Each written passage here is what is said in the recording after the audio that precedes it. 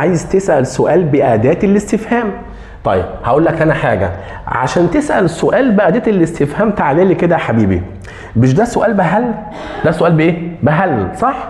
هقول لي از او ار اتخلي كده شويه، هجيب از او ار كده شويه واحط هنا أداة الاستفهام عشان اسال سؤال بأداة الاستفهام. مش ده سؤال بإيز وار؟ أداة الاستفهام هتقول لهم تعالوا كده شويه، هجيب دول كده شويه هم واحط هنا أداة الاستفهام. مش فاهم يا مستر يحيى؟ يعني هحط أداة الاستفهام في الجمله، يعني هحط أداة الاستفهام في الجمله، وبعد أداة الاستفهام هلزق بعديها إيز أو ار.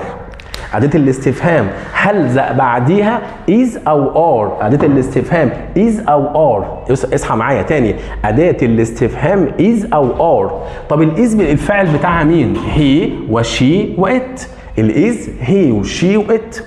طب الار يو